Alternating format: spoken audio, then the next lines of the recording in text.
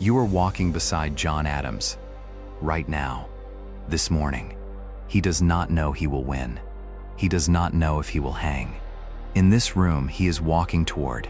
56 men will decide, over the next 14 months, whether a country called America is born, or whether every one of them dies a traitor to the crown. That is not history yet.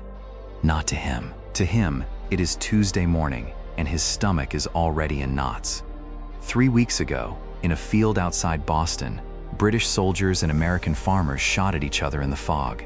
Men died before breakfast. Adams was 200 miles away. He got on a horse anyway. You can smell the city before you see it clearly. Wood smoke, wet wool, a street that hasn't seen rain in a week. He stops at a corner, presses 2 fingers to his temple, exhales. He has a wife in Massachusetts he hasn't touched in a month, 4 children, a farm nobody is running, and one fact he cannot outrun, standing in that mud. If this goes wrong, they hang him for it. Not metaphorically, by the neck, in public. Walk through that door with him. What happens inside changes what you are, 250 years from now. No air moves in the room he walks into. The windows stay shut, sealed against spies who might read lips through the glass. By 10 in the morning, it reeks of snuff, sweat, and old tobacco smoke baked into the plaster. Adams sits near the front, quiet, coiled, the kind of angry that doesn't shout. Most of this room does not want a revolution. They want a letter. John Dickinson, tall, careful, respected, is drafting one more appeal to King George. One more polite request that a monarch 3,000 miles away stop sending soldiers to kill his own people. Adams thinks it is a fantasy dressed up as diplomacy. He has said so, loudly, in letters far less private than he believes. But at midnight, the performance stops. No audience here, just a man, an inkpot, and a headache that will not lift. He writes to Abigail that his constitution is too nervous for the business he's engaged in. That is not a complaint for the record. That is the truth, told to the only person he trusts with it. Some nights he cannot eat. His stomach, he says, has become an enemy living inside him. 200 miles north, Abigail is making her own decision, alone. Smallpox is moving through the countryside, and inoculation itself can kill. She has all 4 children deliberately infected with a mild dose to build immunity, and nurses them through the fever herself. Without her husband, without a letter of permission, because waiting for his answer would take 3 weeks she does not have. She writes to tell him after it is already done. He receives the letter in Congress, reads it standing up, and says nothing to the room. He is not the only one carrying a war he cannot see. By June, word arrives. A battle fought on a hill outside Boston. His own colony, bleeding. Abigail can hear the cannon from her farmhouse window, 30 miles off. He is here, arguing about the wording of a petition while his neighbors bury their sons. His voice goes hoarse every single afternoon. Some already call him, not kindly, the Colossus of Independence, the man too stubborn to let the room rest. Benjamin Franklin watches him from across the room, half amused, half weary. Franklin has spent decades in the courts of Europe learning when silence moves a room further than argument ever could. Adams has never learned that lesson, and by the summer of 1775, he no longer intends to. The 2 men will need each other before this is finished. The patience of one and the refusal of the other to sit still. Then, in August, disaster.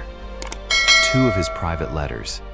The ones where he calls Dickinson's peace petition a piddling notion, where he writes plainly that independence is now the only honest path, are intercepted by the British. Published in the papers.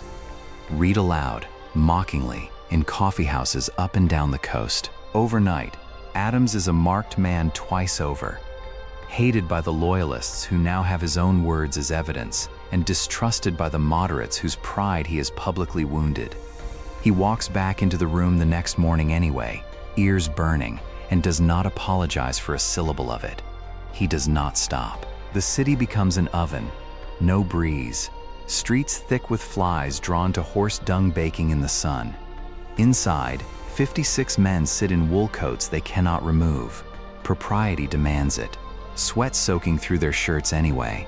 2 streets away, in a rented room above a bricklayer's shop, a quiet 33-year-old Virginian sits at a small folding desk of his own design. Thomas Jefferson, writing and rewriting. Adams pushed for him to take the pen. Not because Jefferson wanted it, but because Adams knows exactly what he is. Too disliked, too sharp-tongued to be the name history remembers first. Virginia should lead, he tells the room. It is one of the rare times in his life Adams steps back on purpose. But stepping back is not the same as stepping away. And the clock outside that window does not care who holds the pen. There is a deadline no man in that room controls. Off New York, the largest fleet ever assembled by a European power is gathering. Over 100 ships. Troops are already landing. Every day Congress debates. The war outside gets closer to being lost before it is even declared. If they wait for the British to crush Washington first, independence becomes a wish, not a nation. It has to be voted now, while there is still an army to defend it, July 1st. The first vote. Pennsylvania. No. South Carolina. No. Delaware. Deadlocked. 2 delegates split. New York abstains, waiting on instructions that will not come in time. It nearly fails. Somewhere in Delaware, a man too sick to sit upright is about to get on a horse. You'll understand why in a minute. That night, no one sleeps. A dying man named Caesar Rodney, cancer eating one side of his face, fever in his blood, mounts a horse in Delaware and rides 80 miles through a thunderstorm because his colony needs a 3rd vote, and he will not let it be cast without him. He does not stop to eat. He does not stop for the storm. Every hour he loses is an hour Adams and the others spend not knowing if Delaware will even have a vote to cast. The tumor on his face has been growing for 2 years. He wears a green silk scarf to cover it, and by 1776, the pain alone would keep most men in bed. Rodney does not consider staying behind. He has already written home that he expects to die before the war is won. He simply intends to vote first. While one man rides toward the vote, 5 more are already arguing over the words it will be built on. While Rodney rides, 5 men, Adams among them, meet in secret to review the draft declaration Jefferson has written. Adams argues for almost none of it changed. He calls it, later, expressed with a peculiar felicity, Jefferson's gift, not his own, and for once he says so without resentment. It is the closest thing to praise Adams gives anyone that summer. Adams paces the hallway, jaw tight, hands locked behind his back. 14 months of argument, and now it comes down to a dying man on a dark road he cannot see. 1 horse, 1 vote, 1 country, or none. Rodney arrives in time, mud on his boots, fever in his eyes. He casts Delaware's deciding vote. Pennsylvania shifts. New York abstains but does not block. 12 colonies vote yes. That night he writes to Abigail. This day, he says, ought to be commemorated by every generation as the great anniversary festival of America. He has the date wrong by 2 days. The public announcement will come July 4th. But the vote he is celebrating is real, and it was won by inches. He tells her he can already see it. Bonfires, generations unborn, lighting them for a night he is living through in fear and exhaustion. He is right about the bonfires. He has no idea yet if he will live to see one.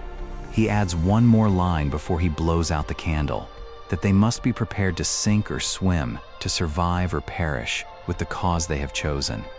It is not a boast. It is a man doing arithmetic on his own mortality and signing the bottom of the page anyway. A month later, they line up to sign. The room goes quiet, because signing is not a formality. Every name on that page is a name the Crown can now hang for treason, legally, without a trial that pretends to be fair. Benjamin Harrison, heavy-set, mutters to thin Elbridge Gerry beside him, "When they hang us, I'll die fast from my own weight. You'll be still kicking a good while after." Gallows humor, literally, the only kind available. Some men at that table have more to lose than their own necks. Several have land, ships, and families scattered through colonies the British Navy could burn within the month. They sign anyway, knowing a British victory turns every acre they own into spoils of war and every child they have into the family of a hanged traitor. There is no ceremony to it, no music, no crowd outside the windows. 56 men, one at a time, dip a pen and write a name that a king 3,000 miles away could use to justify their execution. Some sign quickly, without looking up. Others hold the pen a moment longer than they need to. Adams signs. His hand does not shake, though his stomach, by his own account, never stopped churning all that year. 14 months spent badgering 55 other men into a decision that could end with every one of their necks in a noose if Washington's ragged army loses the war now starting outside New York. He goes home to Abigail, briefly, exhausted in a way sleep cannot fix. He will spend the rest of his life defending, doubting, sometimes regretting pieces of that year. He was never a man free of contradiction. He never once regretted the vote. That same Abigail, the one who inoculated her children alone on Queen Street while her husband argued for independence 200 miles away, will stand in that same house again, decades from now, and live through a very different kind of watching and waiting. We already walked that road with her.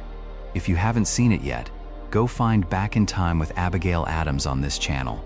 It's already waiting for you, and it will change how this exact house looks the next time you see it. You are standing, 250 years later, in a country that exists because one stubborn, vain, brilliant, frightened man refused to let a room full of frightened men settle for less than everything.